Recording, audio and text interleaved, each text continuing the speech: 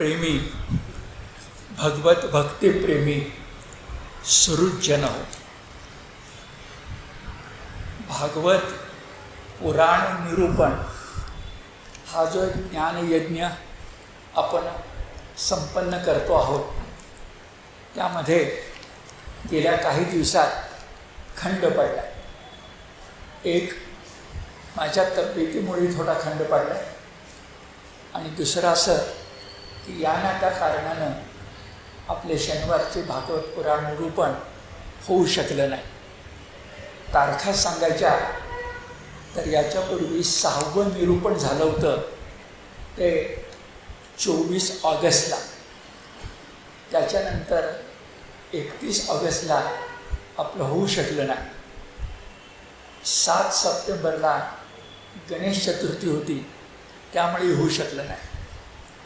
आणि 14 तारखेला याच ठिकाणी एकादशी असल्यामुळं आणि एकादशीला गीता पाठ होणं हा आपल्या दृष्टीने अत्यंत महत्त्वाचा असल्यामुळं मी सांगितलं की गीता पाठ या ठिकाणी होऊ दे, आपण जे निरूपण आहे ते पुढे घेऊ, नंतर घेऊ.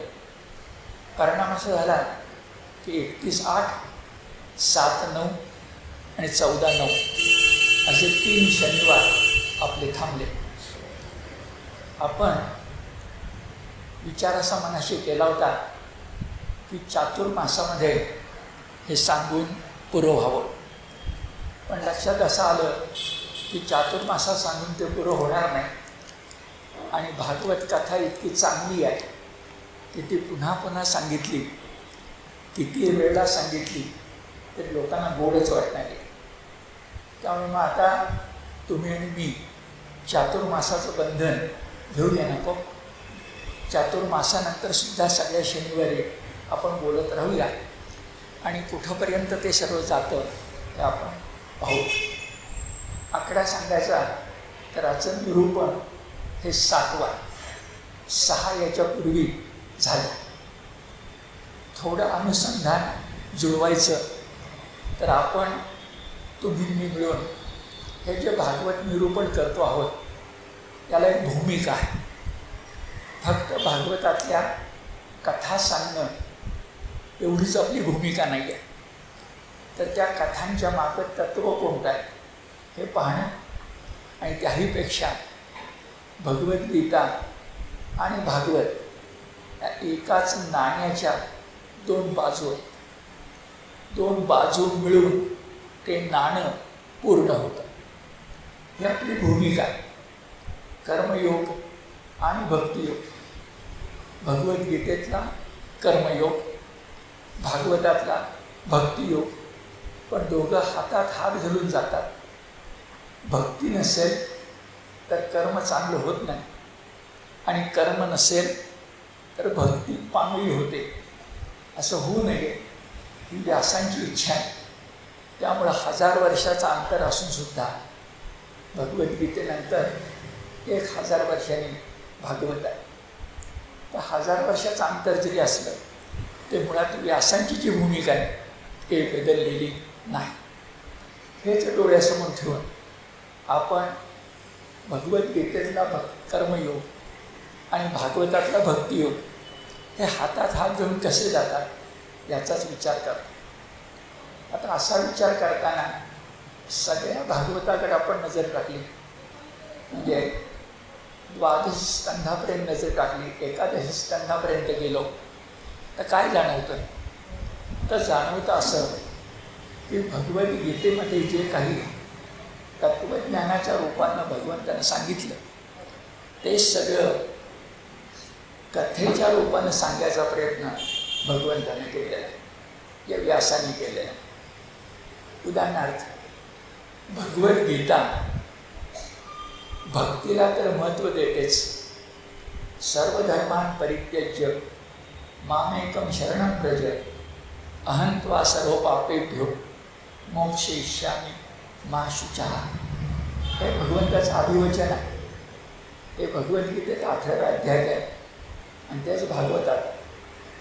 पण असा जो भक्त भगवंताला प्रिय आहे, सर्व धर्मांपरित्यज्य मामेकं शरणं व्रज असं म्हटलं आहे.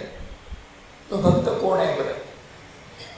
तर तो भक्त अंधभक्त नाही आहे, अज्ञानी भक्त नाही आहे, भक्ती एके भक्त करणारा नाही आहे. तर गीतेचा नेमका शब्द सांगायचा तर तो स्थितप्रज्ञ. गीतेतला भक्त हा स्थितप्रज्ञ. आता असा शब्द उच्चारला की नाही म्हटलं तरी आपण बिचकतो. कारण स्थितप्रज्ञ होणं ही गोष्ट काही सोपी नाही आहे. स्थितप्रज्ञाची लक्षणं दुसऱ्या अध्यायातली वाचली तर आपल्या कक्षेबाहेरचंच आहे सगळं असं वाटायला लागेल. म्हणून भगवंतानं दुसऱ्या अध्यायामध्ये जेव्हा स्थितप्रज्ञाचा उल्लेख केला आहे तोच तुमच्या माझ्यासाठी 18व्या अध्यायामध्ये वेगळ्या शब्द सांगितलं आहे. त्याला भगवंतानं सात्विक कर्ता असं म्हटलं. स्थितप्रज्ञ होणं कठीण आहे, लाखात एखादा. पण लाख जे आहेत ते होऊ शकतील का स्थितप्रज्ञासारखे? होऊ शकतील. त्याला शब्द वापरायचा सात्विक कर्ता. हा शब्द नेमका दासबोधामध्ये आहे. सत्वगुण वाढवणं हीच दासबोधाची भूमिका आहे. आणि मग आपण सगळ्यांनी स्थितप्रज्ञ म्हणजे कोण, सात्विक कर्ता म्हणजे कोण, यासाठी गीतेतलंच एक वचन लक्षात ठेवायला पाहिजे, एक श्लोक लक्षात ठेवायला पाहिजे. आणि तो श्लोक अत्यंत महत्त्वाचा आहे. मुक्त संगो नहंवादी धृत्युत्साह समन्वितः सिद्धसिद्धो निर्विकारः कर्ता सात्विक उच्यते. एवढं कळलं तरी निष्काम कर्मयोग म्हणजे काय, स्थितप्रज्ञ म्हणजे काय, भगवद्गीतेचा लाडका मानसपुत्र म्हणजे काय हे स्पष्ट होतं. शब्द बघा, मुक्त संगा. संग म्हणजे आसक्ती, आसक्तीपासून मुक्त झालेला. नहंवादी, अहंवादी न, ज्याला अहंकार स्पर्श होत नाही तो. नामदेवांनी मागणंच मागितलं आहे, अहंकाराचा वारा न लागो राजसा माझ्या विष्णुदासा भाविकासी. मुक्त संगो नहंवादी. आणि काय असावं, गीता कर्मयोगाला महत्त्व देते. म्हणून भक्ती याचा अर्थ फक्त जपजाप करणं, टाळ झांज हातात घेऊन भगवंताचं नामस्मरण करणं एवढंच आहे का? नाही. त्या श्लोकात 2 शब्द आहेत, धृत्युत्साह समन्विता. धृती म्हणजे धैर्य पाहिजे आणि उत्साह पाहिजे. भक्ती ही निर्भयपणाची गोष्ट नाही, बलहीनतेची गोष्ट नाही, तर भक्ती ही उत्साहाची गोष्ट आहे. भक्ती ही धैर्याची गोष्ट आहे. धृत्युत्साह समन्विता. धृती उत्साह समन्वित. मुक्त संगो नहंवादी. आणि मुख्य काय करायचं, भक्त ओळखायचा कसा, तर भक्त ओळखायचा तो म्हणजे आशा निराशेनं वाहून जाऊन उपयोगी नाही. आशा सुख मिळालं हुरळून जायचं आणि दुःख मिळालं की उन्मळून पडायचं. झाड उन्मळतं तसं, त्याला भक्त म्हणत नाही. म्हणून सिद्ध सिद्धो निर्विकारः. सिद्धी आणि असिद्धी याच्याबद्दल विकार न बाळगणारा, विचार करणारा. कारण सुख मिळायचं असेल, यश मिळायचं असेल तर 5 गोष्टींची गरज आहे. दैवमेवात्र पंचमम. इथं विचार आला, इथं विकार नाही आला. तर विकार टाकणारा कसा विकार, सिद्धी आणि असिद्धी, यश आणि अपयश याच्याकडे समदृष्टीनं पाहणारा असा जो कोणी कर्ता सात्विक उच्यते. स्थितप्रज्ञस्य का भाषा समाधिस्थस्य केशव स्थितधिक किं प्रभाषेत किमासीत व्रजेत किं. याचंच उत्तर दिलं आहे. मुक्तसंगो नहंवादी धृत्युत्साह समन्विता सिद्धसिद्धो निर्विकारा करता सात्विक उच्यते. आता अनुसंधानाचा शेवटचा मुद्दा असा की मग गीता आणि भागवत एकाच नाण्याच्या दोन बाजू आपण कशाच्या आधारे म्हणतो. तर बघा, गीता ज्या भक्ताची अपेक्षा करते तो भक्त कसा असावा हे भागवतामध्ये सांगितलेलं आहे. गीता ज्या भक्ताची अपेक्षा करते मुक्तसंगो नहंवादी तो कसा असावा हे कथेच्या रूपानं भागवतामध्ये सांगितलं. म्हणून आपण या अनुसंधानाच्या अखेरी एक शब्द वापरूया की सगळ्या भागवतामध्ये ज्या कथा आहेत त्या कसल्या कथा आहेत. सगळ्या भागवतामध्ये ज्या कथा आहेत त्या कसल्या कथा आहेत. त्या सगळ्या भागवतातल्या कथा एकीकडं राजर्षींच्या आहेत किंवा भक्तर्षींच्या आहेत. दोन शब्द बघा. राजर्षी राजा असून ऋषी, भक्तर्षी भक्त असून ऋषी. ऋषी शब्द का वापरला. ऋषी शब्द यासाठी वापरला की ऋषी शब्दामध्ये जो ऋष धातू आहे त्याचा अर्थ दूरचं पाहणारा, दूरदृष्टी असणारा, विवेकशील, साधक बाधक विचार करणारा त्याला ऋषी म्हणतात. मुनी आणि ऋषी त्याच्यात फरक आहे. मुनी जो असतो तो मनन करतो आणि ऋषी जो असतो तो दूरचं पाहतो, लांबचं पाहतो, द्रष्टा असतो. सगळे ऋग्वेदाचे मंत्र ऋषींना स्फुरले. ऋषी मग तो भक्त असून ऋषी असावा आणि तो राजा असून ऋषी असावा. सगळ्या भागवतामधल्या सगळ्या भक्तांच्या कथा एक भक्तर्षींच्या तरी आहेत, नाहीतर राजर्षींच्या आहेत. अशाच एका भक्तर्षीची कथा आपली भक्तर्षी, तिची कथा आपली 6व्या निरूपणात सुरू होती आणि ती म्हणजे दक्ष प्रजापती याची मुलगी सती.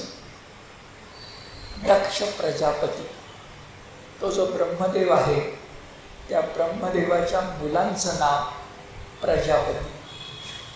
प्रजापतीची पण मुलं आहेत, त्यातल्या एकाचं नाव दक्ष प्रजापती. तर दक्ष प्रजापती हा प्रजापतीकडनं आपला उत्तराधिकारी नेमला गेला होता. मोठे यज्ञ करत होता. बृहस्पती सवय यासारखा मोठा यज्ञ त्याने केला होता. फक्त या यज्ञाच्या प्रसंगी त्यानं आपल्या मुलीला, जिचं नाव सती असं आहे, बोलावलं नव्हतं. त्याचं कारण तिचा पती जो शिवशंकर, त्या शिवशंकराचं आणि दक्ष प्रजापतीचं वाकडं आलं होतं, भांडण आलं होतं. सगळी गोष्ट मध्ये पाऊण महिना गेला पण तुम्हाला आठवेल त्या सतीचा अपमान झाला होता, तरी तिने तो कानाड टाकला होता. आणि अशा स्थितीमध्ये आपल्या वडिलांच्या घरी बृहस्पती सवय यासारखा मोठा यज्ञ होतोय. सगळे राजे, सगळे भक्त, सगळे देवगण, गंधर्व हे जात आहेत. त्यांची चर्चा आकाशगामी असताना आपण ऐकतोय आणि आपल्याला मात्र जायला मिळत नाही. तिचे नाही म्हटलं तरी कुठेतरी रुखरुख ही सतीच्या मनामध्ये आहे. एक लक्षात घ्यायचं की आत्ता तिचं नाव सती आहे, दक्ष प्रजापतीची मुलगी आहे, पण खरी ती महासती आहे. जेव्हा सतीचं महासतीमध्ये रूपांतर होणार आहे नंतरच्या कालखंडात, तेव्हा आपल्याला जगदंबा भेटणार आहे. पण आत्ता कोणत्या तरी आई वडिलांची आपण जसे आहोत त्यासाठी ती मुलगी आहे. दक्षाची मुलगी असल्यामुळं त्याला दाक्षायणी असे म्हणतात. त्या दाक्षायणीचा अपमान, तिच्या नवऱ्याचा अपमान तिच्या खुद्द वडिलांनीच केला. तिला निमंत्रणही दिलं नव्हतं. आता कथा तुम्हाला आठवेल की त्यानं आपल्या पतीला, आपल्या शिवशंकरांना विचारलं की एवढे सगळे जात आहेत, मी पण जाऊ का? भले निमंत्रण नसेल, पण आपल्याकडची परंपरा अशी आहे की पतीच्या घरी जायला, गुरुच्या घरी जायला, सुहृदाच्या घरी जायला काही निमंत्रणाची गरज पडत नाही. हे तर माझे वडील आहेत, सुहृद आहेत, अशा वेळेला त्यांनी नाही बोलावलं तरी आपण जाऊया. शिवशंकराने काही उत्तर दिलं नाही. होयही म्हणाले नाहीत आणि नाहीही म्हणाले नाही. तेव्हा सतीला प्रश्न पडला, आता करायचं काय? तेव्हा तिने विचार केला, आपणच मन मोठं करूया. वडिलांनी बोलावलं नसेल तर आपण जाऊया. त्यानिमित्तानं आई भेटेल, मावश्या भेटतील, मावस बहिणी भेटतील, माहेरची माणसं भेटतील, काय जायला हरकत आहे, असा त्याने विचार केला. भागवतकार असंही सांगतात की जरी मूळची ती महासती असली तर आता ती सती होती. सती म्हणजे स्त्री होती आणि स्त्री असल्यामुळं स्वभाव सुलभ, स्त्री स्वभाव सुलभ अशी उत्सवप्रियता तिच्या ठिकाणी होती. थोडं नटावं, मुरडावं, मिरवावं, आपलं कुणी कौतुक करावं असं वाटणं त्यात चुकायचं नाही. ती उत्सवप्रियता, ती स्त्री स्वभाव सुलभ आहे, ती तिच्या मनात जागी झाली. पुन्हा आई वडील आईची आठवण झाली. वडील रागावतील पण आईसाठी जाऊया म्हणून ती गेली. इथंपर्यंत गेल्या खेपेला आपण होतो. आता ती गेली आणि गेल्यानंतर त्या मंडपामध्ये तिचं स्वागत केलं गेलं. त्या आईकडनं आणि बहिणींच्याकडनं, मावश्यांच्याकडनं. पण बाकीचे माणसं मात्र काठावरच राहिली, तटस्थ राहिली. याही म्हणाली नाहीत, बसाही म्हणाली नाहीत, काही स्वागत कुणी केलं नाही. कारण त्या प्रत्येकाच्या मनात भीती होती की सतीचं स्वागत केलं तर तिच्या वडिलांना म्हणजे दक्ष प्रजापतींना आवडणार नाही. आणि दक्ष प्रजापती तर आता उत्तराधिकारी आहेत, त्यांना कसं दुखवायचं. माणसं शेवटी नाही म्हटलं तरी स्वार्थ जपतातच. त्यामुळे कुणी काही स्वागत केलं नाही. आईने केलं, बहिणीने मावशाने केलं, पण बाकी कुणी नाही. साहजिकच ती खट्टू झाली. स्वागत मावशाने आईने केलं, त्या स्वागतामध्ये तिला मानाचं स्थान देण्यात आलं, तिचं पूजन करण्यात आलं, उपचार, षोडशोपचार अर्पण करण्यात आले. कुठेतरी मनाला बरं वाटलं, पण त्या बरं वाटण्यामध्ये जीव नव्हता, मन नव्हतं, मन रमत नव्हतं. ती खट्टू होती, ती होतीच होती. आणि एवढ्यात तिच्यावर अशनिपात, विद्युत वीज कोसळावी अशी स्थिती झाली. कारण आपला जो मान केला जातोय तो केवळ उपचार आहे ते तिच्या लक्षात आलंच होतं, पण आपला अपमान तरी होत नाही आहे. पण आता तिच्या लक्षात आलं की आपल्या नवऱ्याचा अपमान होतो. माणसाच्याकडं मान झाला नाही चालेल, पण अपमान, आणि त्यातली ती सती आहे, आपल्या पतीचा अपमान तिला अतिशय टोचला आहे. काय पतीचा अपमान झाला बरं? तर बृहस्पती सवय यासारखा मोठा यज्ञ असताना त्या यज्ञामध्ये सगळ्या देवांना आमंत्रित करून त्यांना आहुती अर्पण केली जात असताना शिवशंकराला मात्र जाणून बुजून दक्ष प्रजापतीनं अपमान करण्यासाठी यज्ञमंडपात शिवशंकराला आहुती, हविर्भाग अर्पण केला नाही. आपल्या डोळ्या देखत आपल्या पतीचा सासऱ्यांच्याकडनं अपमान होतोय हे बघता क्षणी नाही म्हटलं तरी सती अतिशय संतापली. ती जितकी संतापली त्याच्यापेक्षा तिच्याबरोबर जे रुद्रगण आले होते तिनं बोलावले नव्हते, पण शिवशंकरांनीच पाठवले होते. ते रुद्रगण आणखी संतापले. यांचा संताप जरा कमी करून आपलंच मन मोठं करून सती पुढे झाली आणि आपल्या वडिलांना म्हणाली की बाबा तुम्ही चुकता आहात, तुम्ही काय करताय तुमच्या लक्षामध्ये येतं का? तुम्ही प्रत्यक्ष शिवशंकरांचा अपमान करताय. ज्याचं नाम घेतल्यानंतर साक्षात विष्णू प्रभू राम हे उद्धरून जातात. जे जे अशिव असतं त्याचं रूपांतर शिवामध्ये होतं. जे जे अमंगल असतं ते ज्याच्या नामामुळं मंगल होतं. अशाचा अपमान तुम्ही करता. ज्याचं नामस्मरण केल्यानं माणसं पापमुक्त होतात त्या शिवशंकराचा अपमान तुम्ही करता. त्यावेळी स्वतःला सावरा, मनातली आढी काढून टाका आणि सगळ्यांच्या बरोबर माझ्या पतींचा सुद्धा यज्ञ मंडपामध्ये हवीर्भाग अर्पण करून यथोचित सन्मान करा.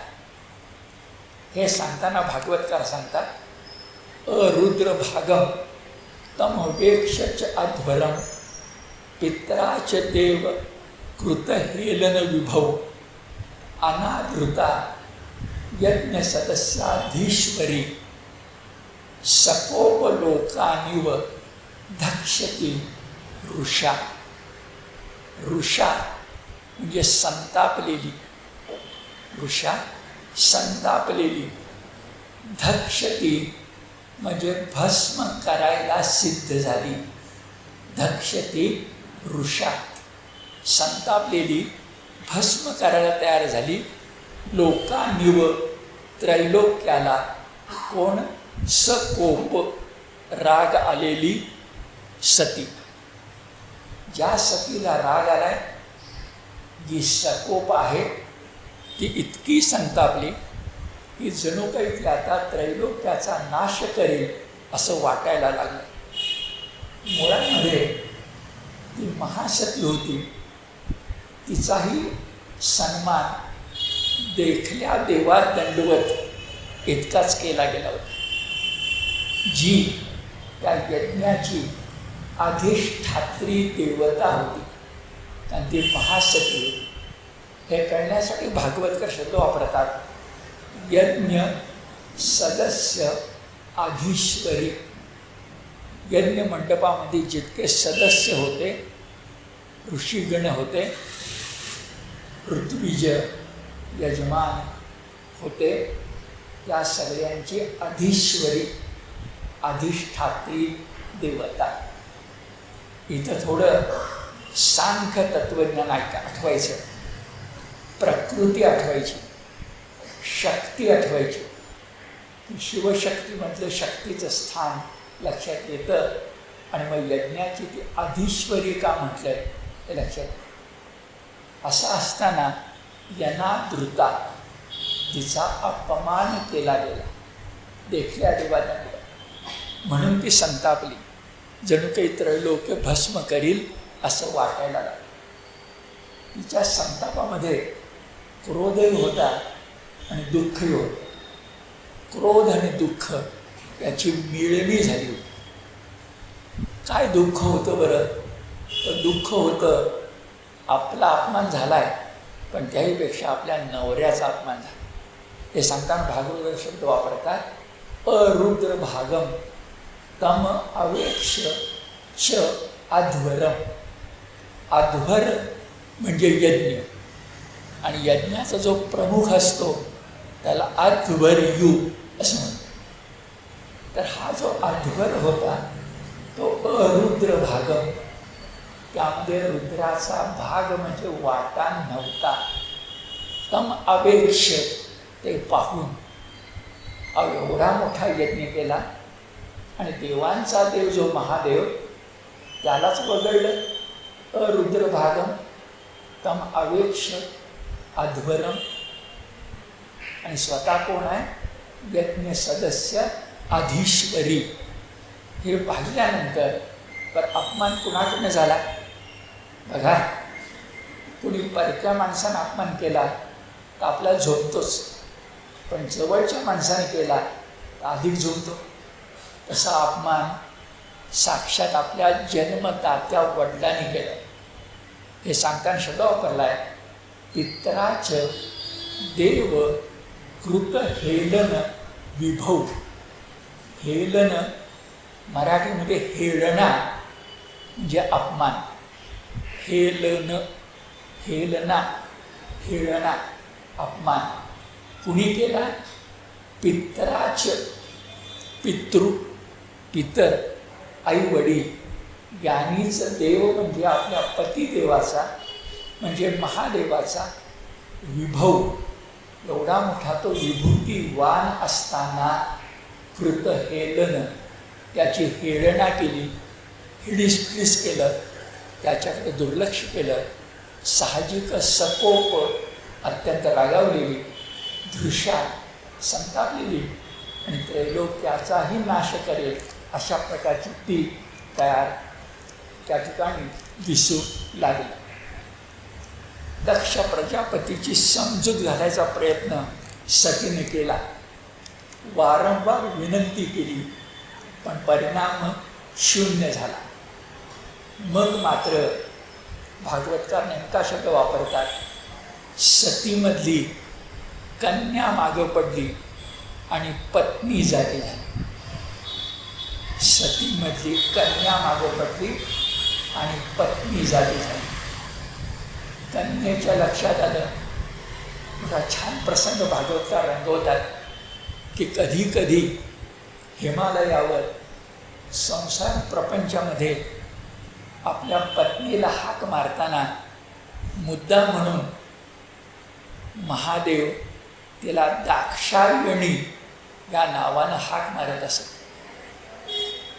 ते नाव तिला आत्तापर्यंत टोचत नव्हतं, पण आता मात्र ते नाव टोचायला लागलं. दाक्षायणी हे प्रिय नाम वाटेना तर संतापजनक वाटायला. कन्या मागं पडली, पत्नी जागी झाली आणि पत्नी म्हणायला लागली की आता पत्नीच टिकली पाहिजे, कन्या संपली पाहिजे. कन्या म्हणून आपण दाक्षायणी आहोत, आपण दक्ष राजाची मुलगी आहोत. आपल्याला देह वडिलांनी दिलाय, आता तो देहच टाकला पाहिजे. आता दाक्षायणी नाव संपवलं पाहिजे. आता फक्त सती उरेल, महासती उरेल, दाक्षायणी संपेल. त्रैलोक्य नष्ट करणं एक वेळ सोपं आहे, पण स्वतःला नष्ट करणं सगळ्यात कठीण आहे. पण भागवतकार सांगतात, आपला विषय चालला आहे, कोणाच्या कथा आहे? भक्तर्षी आणि राजर्षी.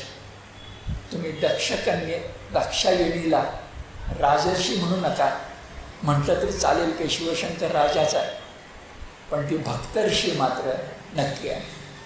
आणि तिने ठरवलं की हा देह आपण योग मार्गानं नष्ट करून टाकायचा. आणि ती खरोखरच आत्मसमर्पणाला सिद्ध झाली. भागवतकार तुमच्या माझ्यासाठी कथेचं वर्णनसुद्धा अत्यंत सविस्तर, सघन, सरेषांकित असं करतात. इथं वर्णन करताना तिनं कशा प्रकारे आत्मसमर्पण केलं हे मोठं अचूकपणे सांगितलं.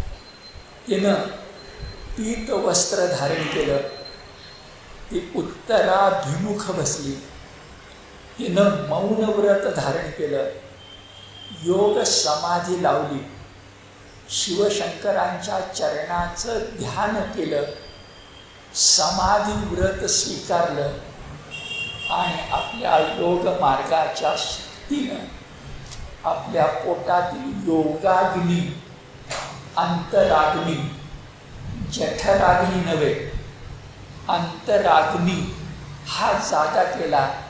आणि वर्णन छान आहे. आपला देह कापराप्रमाणे जाळून टाकला. कर्पूरवत, याला मोठं महत्त्व आहे. कारण कापूर हा एकच पदार्थ असा आहे जो देवाला प्रिय आहे, की देवासमोर तो लावल्यानंतर तो वायुरूप होतो आणि खाली काहीही पुरत नाही. रक्षा, राख, डाग हा सुद्धा उरत नाही. योग्यानं कसा देह ठेवावा, शब्दच बघा, देह ठेवणे. योगी मरत नाही, योगी देह ठेवतो. सहजता आहे त्याच्यामध्ये. वासांसी जीर्णानी यथा विहाय, याची पक्की आठवण आहे. त्या कर्पूरवर तिनं देह समर्पित केला.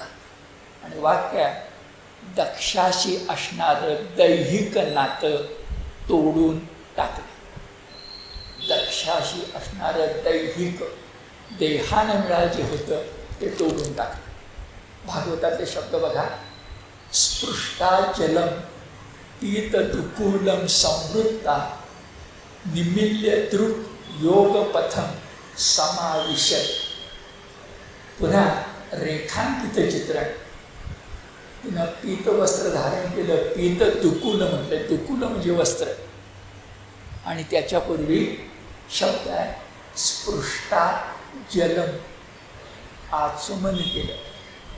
आपले सगळे विधी बघा, त्याच्यामध्ये आचमन का असते.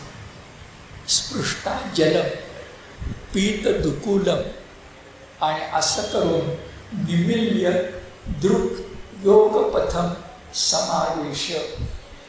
निमिल्य म्हणजे डोळ्याच्या पापण्या मिटून, दृक् म्हणजे डोळे, दृक् डोळ्याच्या पापण्या, निमिल्य योगपथम, अंतर्मुख झाल्याशिवाय योगमार्ग शक्य नाही आहे. अंतर्मुख होण्यासाठी बहिश्चक्षु मिटावे लागतात आणि अंतश्चक्षु उघडावे लागतात.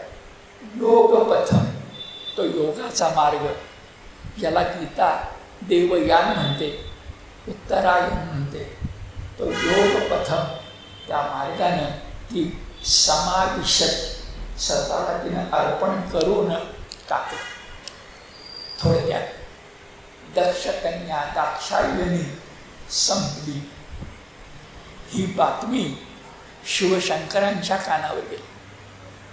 शिवशंकर अत्यंत दयाळू आहे, अत्यंत कनवळू आहे. पुढे उल्लेख येणार आहे की त्यांच्या इतका लवकर वश होणारा दुसरा देवच नाही. आपल्याला अनेक कथातून हे माहिती आहे. म्हणून तर राक्षसांचं फावतं हे आपल्याला माहिती आहे. असा जो शिवशंकर, तो जितका दयाळू आहे, जितका मायाळू आहे, तितकाच तो कोपिष्ट आहे. त्यात आपल्या सासऱ्यानं आपला अपमान तर केलाच, मुलीचा अपमान तर केलाच, पण तो अपमान इतका केला की मुलीला वडिलांशी असणारं नातं तोडावंसं वाटलं. हे लक्षात आल्यानंतर शिवशंकर अतिशय संतापले. संतापलेल्या अवस्थेत ते उठून उभे राहिले. आता तांडव नृत्य होणार. जटाभार विस्फारला गेला आणि शिवशंकराने आपल्या त्या जटेपैकी एक जटा काढली आणि हिमालयाच्या एका पाषाण खंडावर ती जोरामध्ये आपटली. ती जटा आपटल्यानंतर ज्या ठिणग्या उडाल्या त्याच्यामधून अग्निपुरुष जन्मास आला. त्या अग्निपुरुषाचं भागवतातलं नाव वीरभद्र, हे आपल्याकडे नाव प्रसिद्ध आहे. हा शंकराचा पुत्र आहे.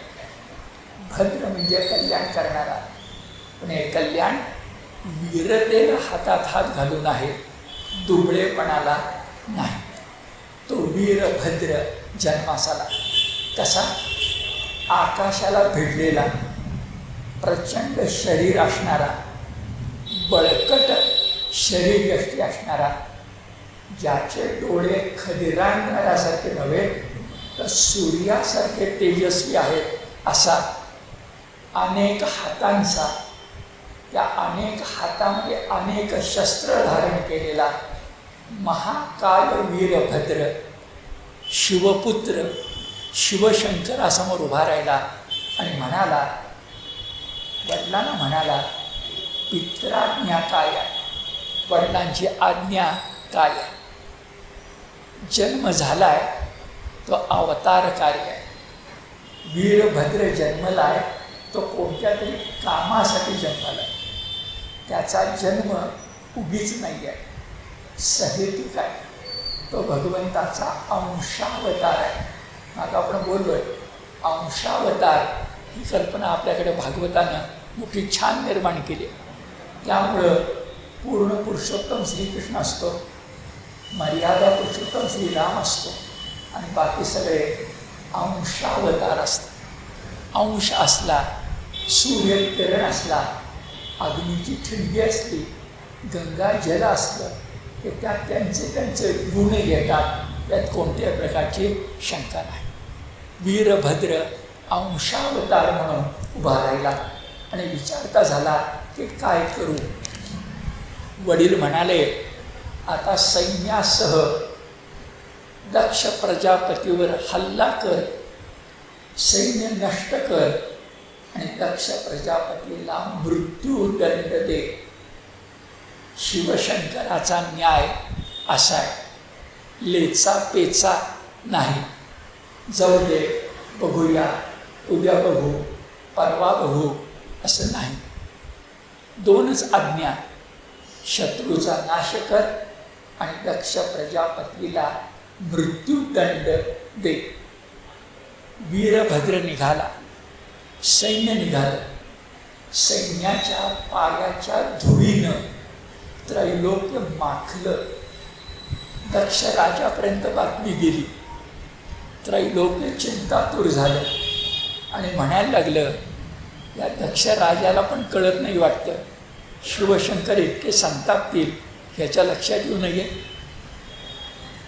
नावं ठेवली जाऊ लागली. दक्ष राजाला आपली चूक कळली, पण आता हातातून सगळं निसटलं होतं. दोन्ही सैन्याचं घनघोर लढाई झाली.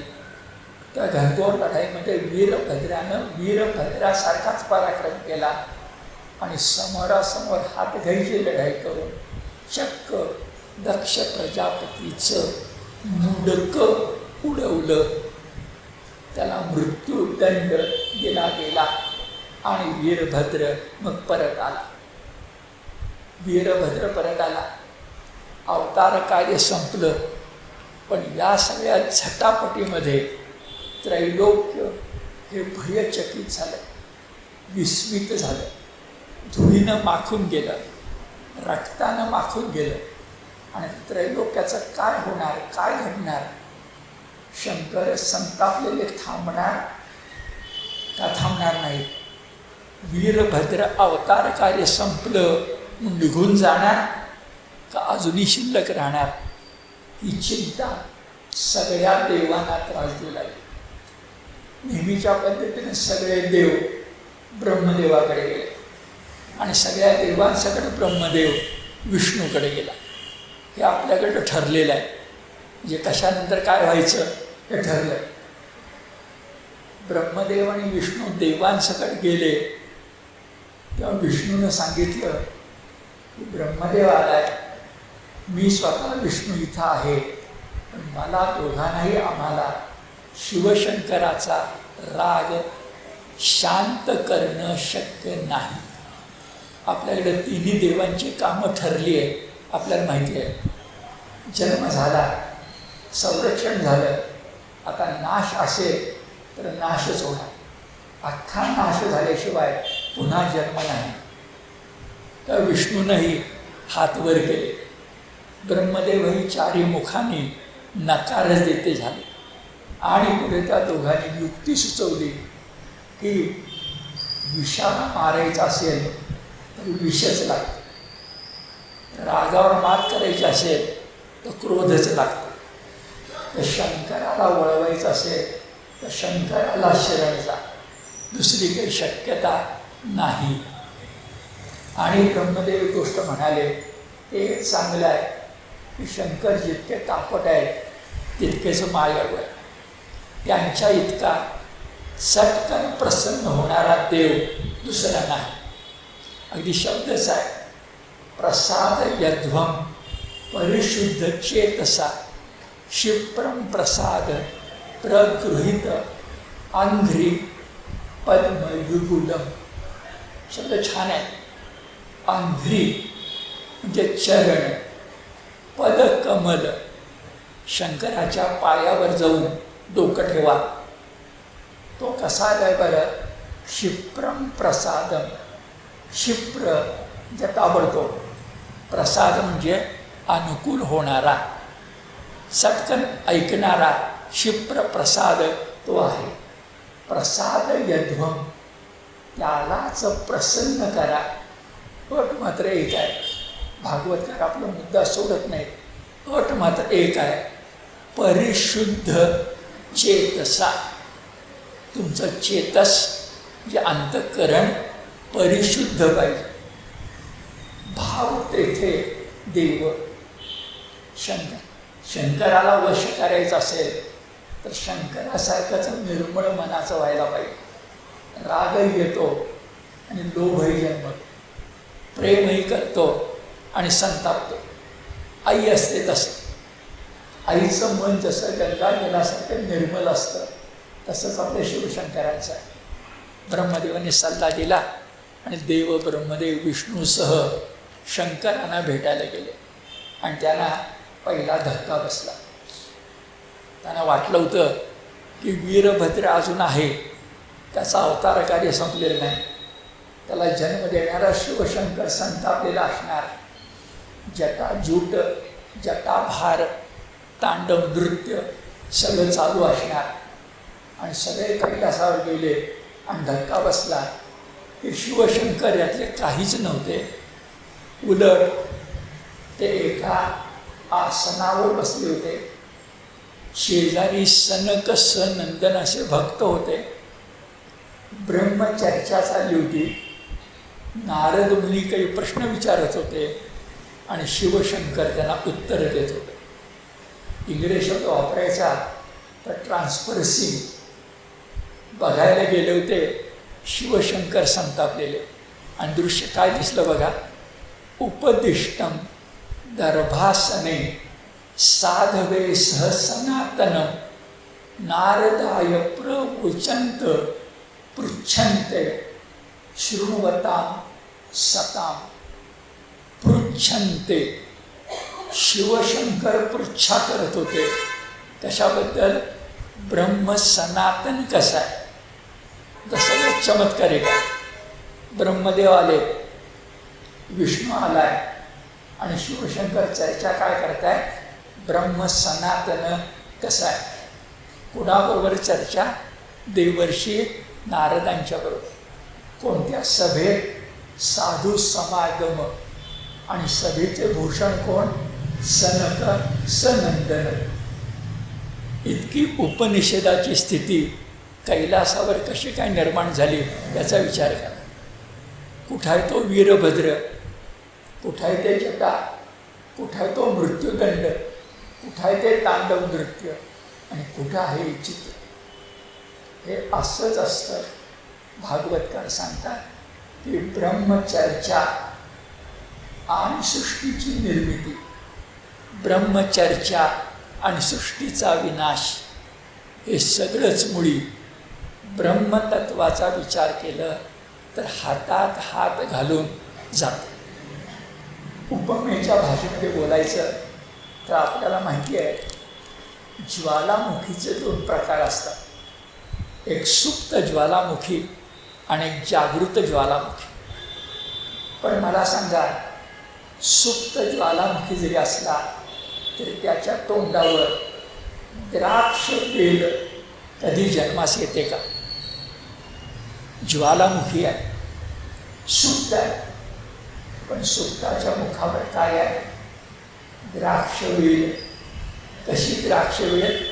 ज्ञानेश्वरांच्या भाषेत जुन्या काळात एवढी श्रीमंती होती ते द्राक्षाच्या वेलीला खत म्हणून दूध घातलं जायचं. यादव काळात एवढी श्रीमंती होती. ती द्राक्षवेल ज्वालामुखीच्या तोंडावर असते का? नसते, पण ब्रह्मतत्वात असते. त्यानं ब्रह्मतत्वामध्ये मरण आणि अमरत्व हातात हात घालून जात. म्हणून शिवशंकर आदल्या क्षणी भयानक रूपामध्ये असतात आणि पुढच्या क्षणी देवर्षी नारदांच्या बरोबर चर्चा करत असतात. हे नेमकं आपल्याला कळायला पाहिजे असेल तर उपनिषदामध्ये ईशावास्य उपनिषद आहे. त्याच्यामध्ये विद्या ही 2 प्रकारची सांगितली आहे. एकाला पराविद्या म्हणतात आणि एकाला अपराविद्या म्हणतात. ब्रह्म सनातन हे फक्त पराविद्येचं नाही आहे, अपराविद्येचं आहे. ते सृष्टीचं पण आहे आणि अमरत्वाचं पण आहे. ते समुद्र मंथनाचं आहे. त्यात विषयी आहे आणि त्यात अमृतही आहे. हे असंच आहे कारण ते अनाकलनीय आहे. त्यालाच परब्रह्म म्हणतात. एवढ्यासाठी आपण सगळं बोललो. तर तुम्ही भगवद्गीता बघा, तुम्ही भागवत बघा, शेवटी ब्रह्मचर्चा कायम आहे. ती शिवशंकर नारद मुनीशी करताना आपल्या दिसणार. ब्रह्मदेवाचा सल्ला माहिती होता म्हणून देवानी शंकराची स्तुती सुरू केली आणि म्हणायला लागले की तुम्ही सर्वज्ञ आहात, दयासागर आहात. अपराध्यांना शासन करणं याच्यापेक्षा क्षमा करणं हे आपलं कर्तव्य आहे.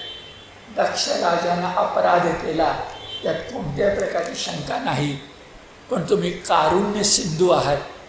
असं असताना तुम्ही काय मृत्यूदंड द्यायचा तो दिलात. आता त्याचाही मार्ग संपला. सती ही सती गेली. आता सगळं चित्र संपलं. आता त्रैलोक्य पुन्हा जसं पहिलं होतं तसं होऊ दे. मरणाला मारून अमरत्व जन्मास येऊ दे. भागवतकार सांगतात शिवशंकर जे उत्तर देतात ते शिवशंकरांना शोभणारच आहे. शिवशंकर म्हणतात की अहो, मी त्या दक्ष राजाला, दक्ष प्रजापतीला जो दंड दिला तोही शेवटी परमात्म्याच्या मायेचाच खेळ होता. सगळं एकमेकामध्ये गुंतलेल्या लक्षामध्ये घ्या. परमात्म्याच्या मायेचाच खेळ होता. दंड देणं आवश्यक होतं म्हणून दंड दिला. तो चुकला होता म्हणून त्याला शिक्षा केली. पण दंड आणि शिक्षा ही प्रकृती नाही आहे. दंड आणि शिक्षा ही विकृती आहे. दंड शिक्षा सोडून जी क्षमा असते ती प्रकृती आहे आणि त्याहीपेक्षा ती संस्कृती आहे. हे सांगताना भागवतकार सुंदर सुभाषित लिहितात. शब्द असे, ब्रह्मदेवाला शिवशंकर उपदेश करते झाले. हे ब्रह्मदेवा, अरे कोणी चुकला तर ते मनातही ठेवायचं नसतं आणि त्याचा पुन्हा उल्लेखही करायचा नसतो. किती सुंदर सुभाषित आहे.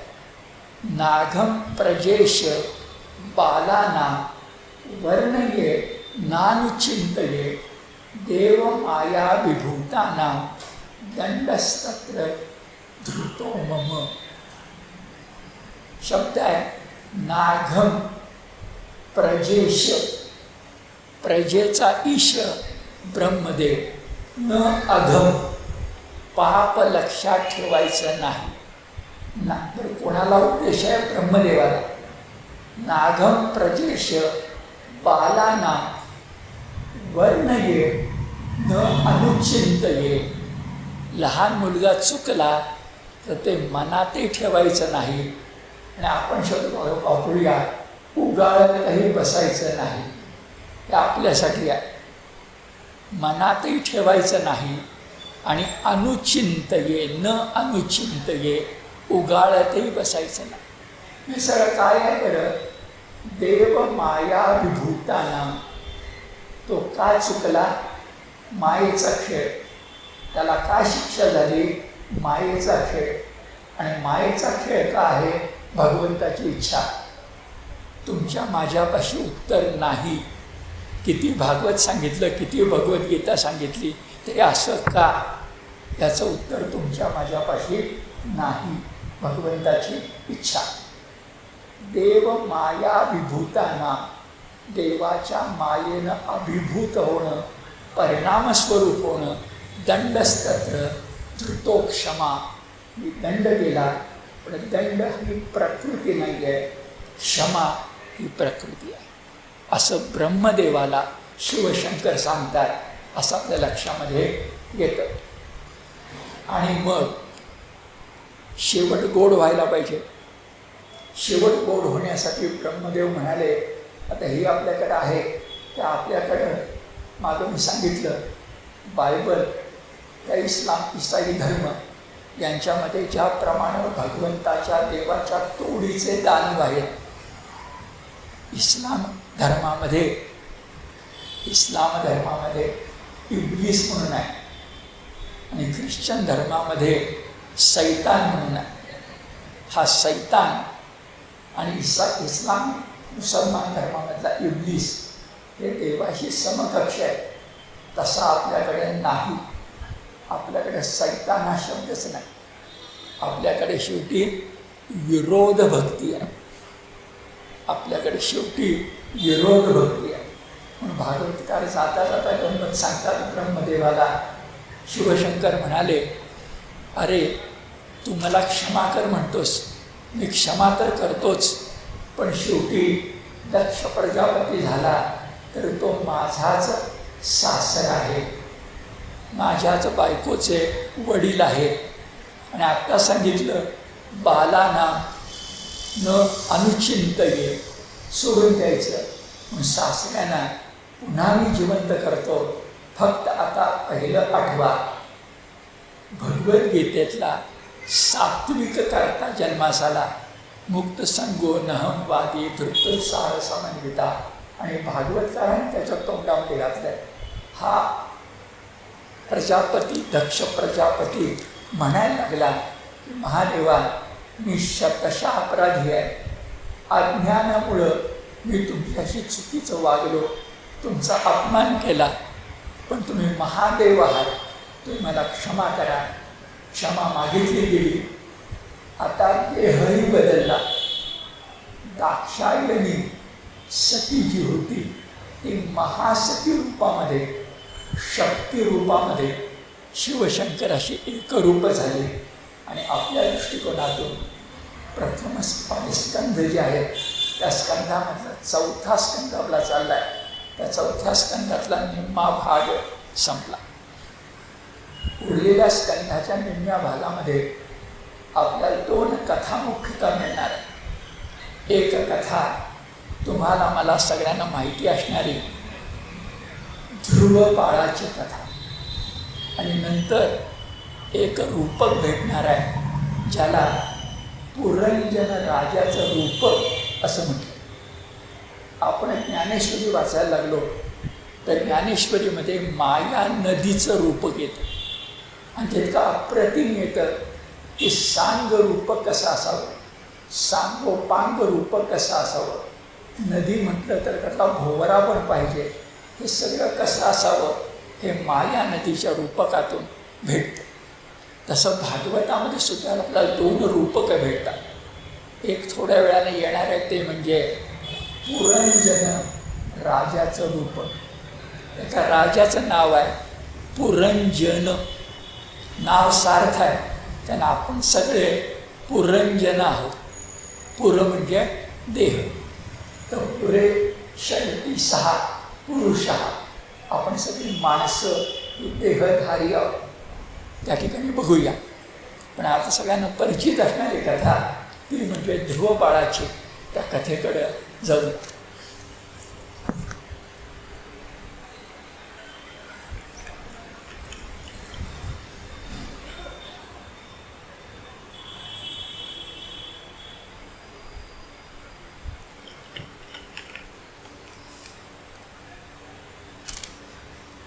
ध्रुव बाळाची कथा सगळी आपण लक्षामध्ये घेऊ, पण एकदम तुम्हा सगळ्यांना मी थोडंसं पुढं नेतो आणि जे आजपर्यंत आपल्या भागवतात लक्षात आलं नाही ते लक्षात आणून देतो. म्हणजे ध्रुव बाळ जो आहे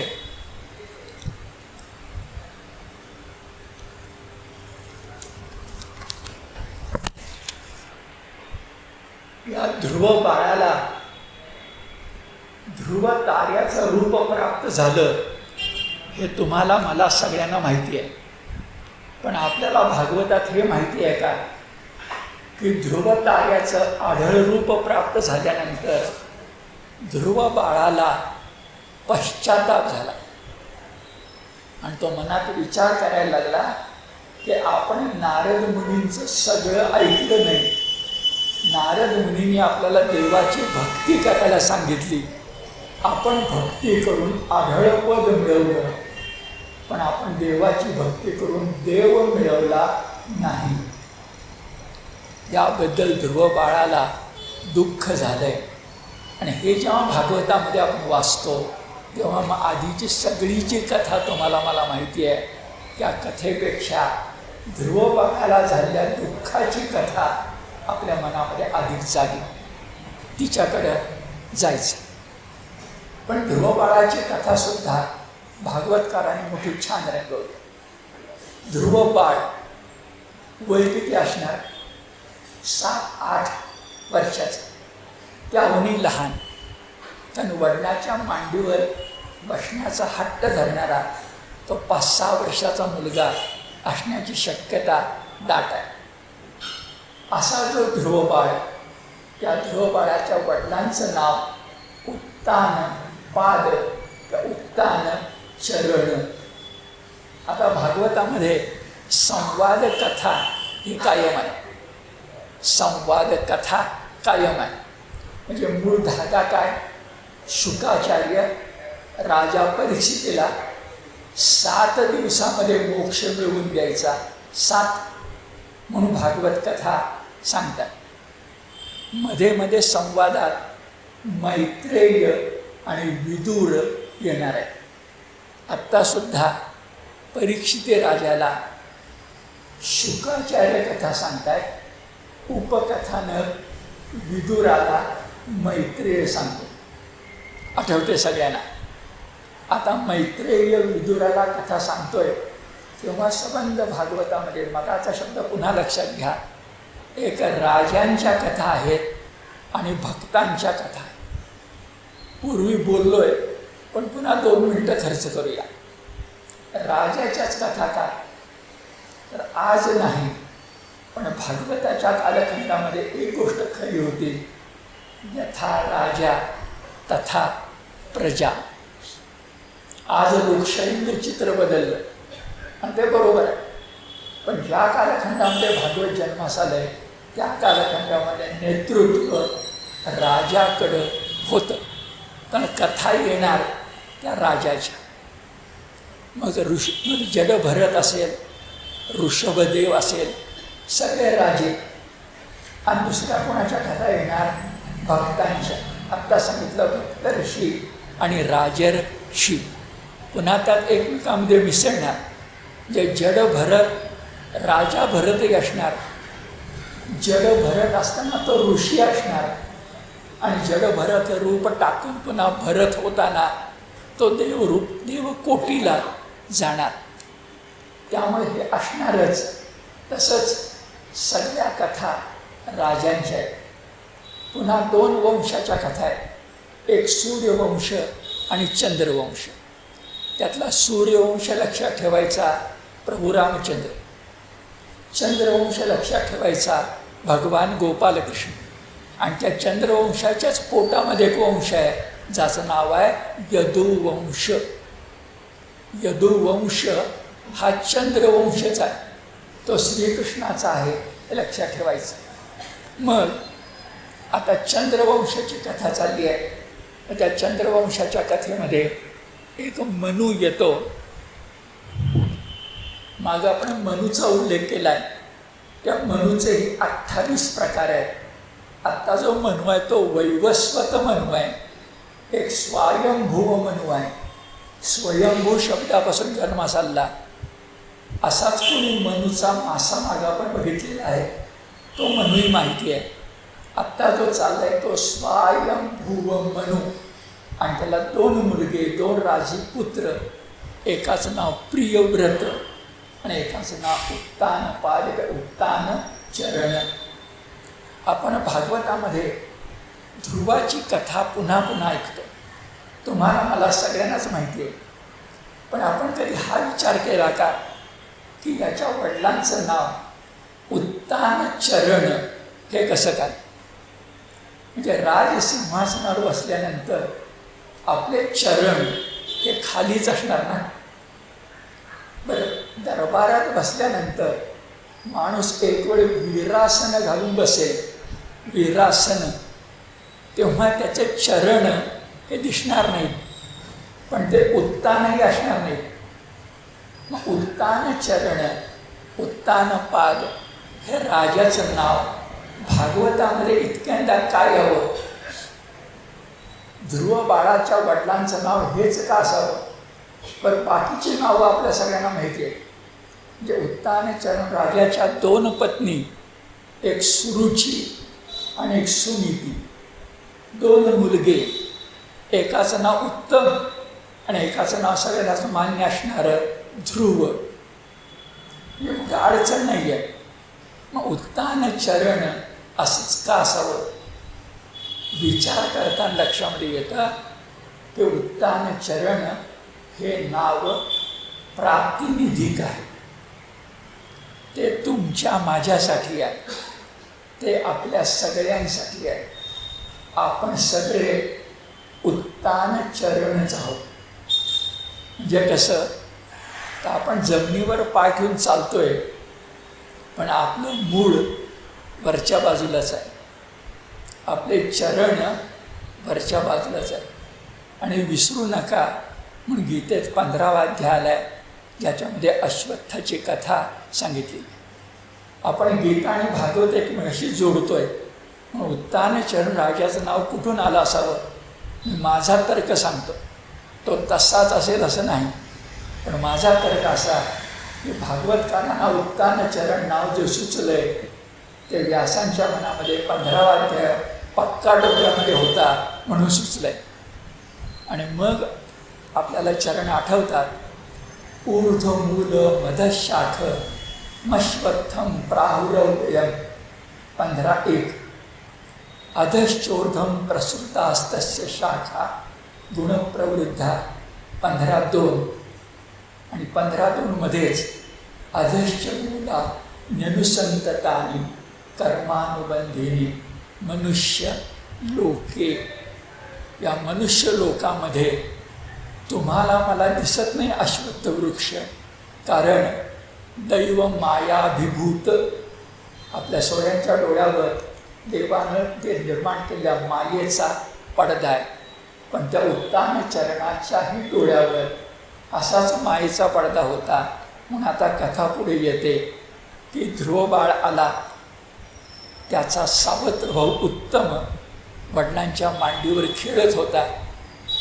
लहान मुलाच्या मनात जो विचार येणार तोच विचार मनामध्ये आला की वडिलांच्या मांडीवर आपणही बसावं. वडिलांच्याकडे हट्ट धरला. पण बघा, उत्तमाला मांडीवर खेळवणारा उत्तान चरण ध्रुव बाळाला मात्र मांडीवर घ्यायला तयार नव्हता. त्याला ध्रुव बाळ मांडीवर बसलेला आवडत नव्हता आणि सुरुचीला सुद्धा आवडत नव्हता. उत्तान चरण असलं की डोळ्यावर माईची पट्टी अशी येते. आणि शेवटी ध्रुव बाळाने पराक्रम केला की मग काय घडतं त्यानंतर आपण बघूया. ध्रुव बाळाला साहजिकच अपमान वाटला. पुढं असं म्हटलंय भागवतकारांनी की नारद मुनीच मनामध्ये म्हणाले की 500 वर्षाच्या ध्रुव बाळाला एवढा राग का यावा? रागावणं, संतापणं, अपमान होणं हे जे काही असतं ते 5-6 वर्षाच्या मुलाच्या बाबतीत शक्य आहे का? असं पुढं म्हटलंय भागवतकारांनी. पण ध्रुव बाळाला मात्र दुःख झालं. आणि भागवतकार सांगतात त्या ध्रुव बाळाला त्याचं दुःख वाढण्यासाठी त्याची सावत्र आई जी सुरुची होती तिनं आगीमध्ये तेल ओतलं. भागवतकार हे वर्णन मोठं छान करतात. भागवतकार म्हणतात की सुरुची आवडती राणी नावडत्या राणीच्या मुलाला म्हणजे ध्रुव बाळाला म्हणाली की वडिलांच्या मांडीवर बसण्याचा हक्क पाहिजे असेल तर माझ्यासारख्या पुण्यवान स्त्रीच्या पोटी जन्मास यावं लागतं. आणि पुत्र उपदेश केला की माझ्यासारख्या पुण्यवान स्त्रीच्या पोटी जन्मास यायचं असेल तर त्यासाठी देवाची भक्ती कर. आता भागवतातली गंमत बघा. ध्रुव बाळाला भक्ती करायला नारद मुनींनी सांगितलंय त्याचं कारण वेगळं आहे आणि सुरुचीने सांगितलंय त्याचं कारण वेगळं आहे. माणसाला अहंकार काय असावा याचा नमुना या ठिकाणी आणि भागवतकारांचे शब्द आहेत. तपसा आराध्य पुरुषम तस्सैव अनुग्रहेण मे गर्भे त्वं साधयात्मानं सदिच्छसी नृपासनम. भागवत शेवटी तुम्हाला मला भक्तीबरोबर नीती शिकवायला आहे आणि नीती शिकवायला म्हटल्यानंतर हे सुभाषित ध्यानात घेण्यासारखं आहे. काय बरं? यत इच्छसी नृपासनम. नृप आसन त्याची इच्छा करत असलीस तर त्वं गर्भे साधय तुला माझ्या पुण्यवान गर्भामध्ये जन्म घ्यावा लागेल. आणखी म्हटलंय तपसा आराध्य पुरुषम त्या परमपुरुषाची तप करून आराधना कर.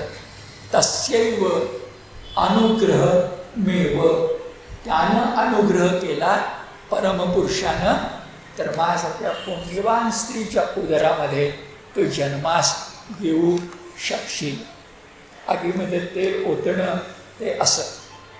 ध्रुव बाळाला दुःख झालं, तेजोभंग झाला, मनात विचार आला की करायचं काय. धावत आईकडे गेला. आई बिचारी काय सांगणार, जे सामान्य भक्तजन सांगतील तेच त्याने सांगितलं की ज्याला कोणी नसतो त्याला देव असतो. तुला वडिलांच्या मांडीवर बसायचं आहे ना, तुझा अपमान झाला ना, आता तू देवाकडेच मागणी कर की वडिलांच्या मांडीवरच का मला आढळ स्थान दे. असा उपदेश आईनं मुलाला केला. उपदेश दोघांनी एकच केला. सावत्राईनं केला की परमपुरुष आराध्य आणि आईने केला. फक्त उपदेश दिसायला सारखा होता, मागचा हेतू मात्र वेगळा होता. भागवतकार रंगवतात की ध्रुव बाळानं ठरवलं कृतनिश्चय. आता पुन्हा भगवद्गीता आणि भागवत. 5 वर्षाचा मुलगा कृतनिश्चय करून निघाला. धृत्युत्साह समन्विता.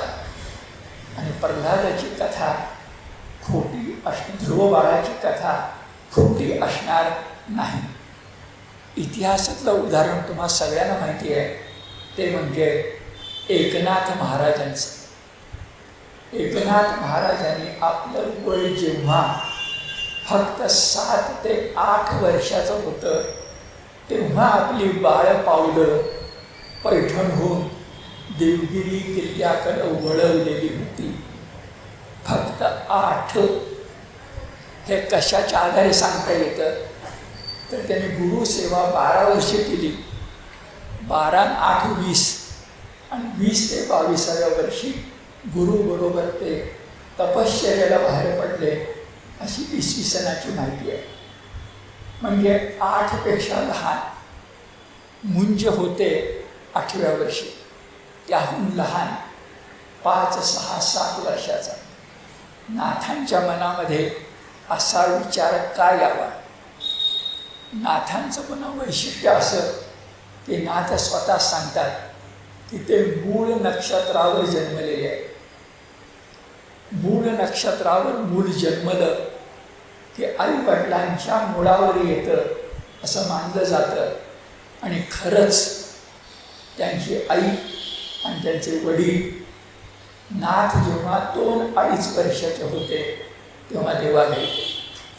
त्यांचे आजोबा चक्रपाणी भानुदासांचा पुत्र, या आजोबांनी नाथांना वाढवलं. भानुदास वंशाचा एकमेव तंतू म्हणून मोठ्या प्रेमानं वाढवलं. आजी आजोबांनी वाढवलं. आई वडिलांच्या विना वाढवलं. अशा वेळा मुलगा लाडावलेला होईल का ध्रुवबाळ होईल? नाथ ध्रुवबाळ झाले. असं म्हणतात की 5-7 वर्षाच्या 8 वर्षाच्या नाथांच्या कानावर देवगिरीचा किल्लेला असणाऱ्या जनार्दन स्वामींची हकीकत आली. फार काही कळत नव्हतं, पण हाच गुरु आपल्याला मार्ग दाखवेल म्हणून आजी आजोबांना न सांगता घरातून पळून पैठण होऊन नाथाने आपली पावलं देवगिरीच्या दिशेनं वळवली. हा इतिहास आहे. हा इतिहास जर खरा असेल तर ध्रुवबाळाची कथा पण खरी असली पाहिजे. भागवतकार आपल्याला जे सांगतायत ते भक्ती वाढवण्यासाठी आणि धृत्युत्साह समन्विता यासाठी त्यात कोणत्याही प्रकारची शंका नाही. भागवतकार रंगवतात की लहान मुलाला कळलं आईकडनं की रानावनात जायचं आणि देवाची भक्ती करायची. रानावनात गेला. देवाची भक्ती करायची तर कशी करायची आईने काय सांगितलं नव्हतं. पण सुदैवानं नारद मुनी त्या ठिकाणी आले आणि नारद मुनी म्हणाले की भक्तीचा मार्ग तुला मी सांगतो. पण नारद मुनींनी ध्रुवबाळाची परीक्षा घेतली आणि ते म्हणाले, अरे तुला तुझ्या सावत्र आईनं उपदेश केला आहे आणि सख्या आईनं उपदेश केला आहे. शब्द मुद्दाम वापरत भागवतकारांनी. अथ मात्रोपदिष्टेन योगेना वरुरुह्यसी यत् प्रसादम सर्वे पुंसां दुराराध्यो मतो मम. ध्रुवबाळा, अरे भगवंताची आराधना करणं ही गोष्ट अत्यंत कठीण आहे आणि तू मात्रोपदिष्ट आहेस. मातृ आईनं सांगितलेला, दोन्ही शब्द घ्यायचे, सावत्र आई आणि सख्या. पण दुराराध्य आहे. कसा तुला भक्ती करायची माहिती नाही, पण मी तुला भक्ती कशी करायची सांगतो. मग त्यांनी पहिला सल्ला दिला की अगोदर तू गोकुळात जा. आता गोकुळाचा उल्लेख का? विषय चालला आहे मैत्रेय विदुर, कथा चालली आहे ध्रुवबाळाची. मग गोकुळाचा उल्लेख का? गोकुळाचा उल्लेख यासाठी सगळ्या भागवताचा नायक गोपाल कृष्णच आहे म्हणून गोकुळ. त्या गोकुळामधलं मधुवन सांगितलं. त्या मधुवनाच्या ठिकाणी जा आणि कशी तपश्चर्या कर. भागवतकार ध्रुवबाळाला जी तपश्चर्या करायला सांगतात ती आपण लक्षामध्ये घेऊन आजचा विषय पुरा करूया. पण जरा ती सविस्तर सांगतो. जे तपश्चर्या कशी करावी लागते हे भागवतकार किती सविस्तर आपल्याला सांगतात हे लक्षामध्ये घेतलं पाहिजे. म्हणजे आपण ज्याला तपश्चर्या म्हणतो ते येराबाळ्याचे काम नव्हे. हे कसं असतं हे आपल्या लक्षात एवढ्यासाठीच लक्षात घ्यायचं की भागवत वाचल्यानंतर, भगवद्गीता वाचल्यानंतर, दासबोध वाचल्यानंतर, आत्माराम वाचल्यानंतर सगळ्यानंतर आपल्या लक्षामध्ये येतं की तपश्चर्या ही गोष्ट सोपी नाही. ती कठीण आहे. पण किती कठीण आहे हे भागवताच्या भाषेत सांगतो. ते 100% घेऊ नका. पण भागवत गोष्ट सांगते त्यामुळे ते किती कठीण असू शकतं हे आपल्याला कळावं म्हणून. ध्रुव बाळाला नारदाने सांगितलं की गोकुळात यमुना तीरी मधुवनाच्या ठिकाणी जा आणि उपवास कसा करायचा जरा क्रम ऐका. पहिल्या महिन्यात दर 3 दिवस उपवास करायचा तपश्चर्या चालली आहे. पहिल्या महिन्यात दर 3 दिवस आठवड्यातले उपवास करायचा आणि पुढचे 4 दिवस फक्त रानातील बोरं, कवठ आणि कंदमुळं खाऊन जगायचं. पहिला महिना. दुसऱ्या महिन्यामध्ये 6 दिवस उपवास करायचा आणि 7व्या दिवशी वाळलेला पाला पाचोळा खाऊन फक्त जगायचं. तिसऱ्या महिन्यामध्ये दर 9 दिवस उपवास करायचे आणि 10व्या दिवशी फक्त पाणी पिऊन उपवास सोडायचा. पुन्हा 9 दिवस उपवास. चौथ्या महिन्यात सांगितले 12 दिवस उपवास करायचा आणि 13व्या दिवशी फक्त वारा पिऊन राहायचं.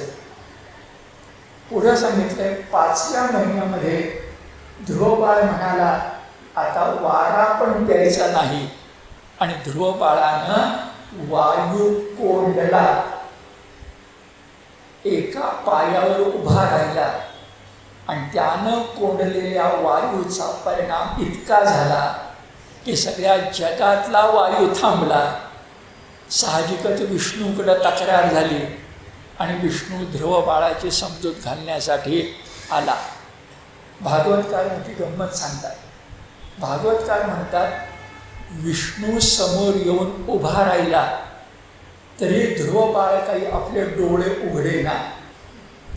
कारण ध्रुव बाळाला विष्णू म्हणजे काय, परमेश्वर म्हणजे काय, तो प्रसन्न होतो म्हणजे काय आणि समोर येतो म्हणजे काय हेच कळत नव्हतं. आता प्रश्न पडला. मग विष्णूने युक्ती केली की विष्णूनं आपल्या हातातला शंख घेऊन ध्रुव बाळाच्या मस्तकी लावला. तेव्हा ध्रुव बाळाच्या लक्षामध्ये आलं की आपण अंतर्मनामध्ये ज्याची पूजा करतोय तोच बाह्य चक्षूमध्ये आपल्या समोर उभा आहे. म्हणजे गंमत लक्षात घ्या की तुम्हाला मला सुद्धा विष्णू माहिती आहे. तो कसा काय हो? तुम्हाला मला जो विष्णू माहिती आहे तो पिढ्यानपिढ्या आपल्याला कुणीतरी चित्रकारानं काढलेला माहिती आहे. म्हणून क्षणभर कल्पना करा तर आपण सगळे ध्रुव बाळाच्या जातीत गेलोय. आपला काही चित्रवित्र माहिती नाही आहे. आपण त्या परमतत्वाचं ओंकारानं फक्त ध्यान करतो. ओंकार म्हटलं की ओम काही नाही त्यात. विष्णू सहस्रनाम नाही. कसं विष्णूला ओळखायचं? मग भागवतकार सांगतात देवाला ओळखायला देवच मदत करतो. त्यानं आपल्या हातातला शंख ध्रुव बाळाच्या कपाळी लावला. शंखच का लावला? शंख हे ज्ञानाचं प्रतीक आहे. त्याला आत्मज्ञान व्हायला पाहिजे. आत्मज्ञान झालं आणि वर्णन मोठं छान आहे की ध्रुव बाळाची धांदल उडाली की आपण जो अंतःकरणात बघितला तोच हा बाहेर दिसतोय. आता याची पूजा कशी करायची? आणि मग भागवतकार पूजा कशी करायची याचं इतकं सांगोपांग वर्णन करतात. तुमची उत्सुकता जागावी म्हणून सांगतो.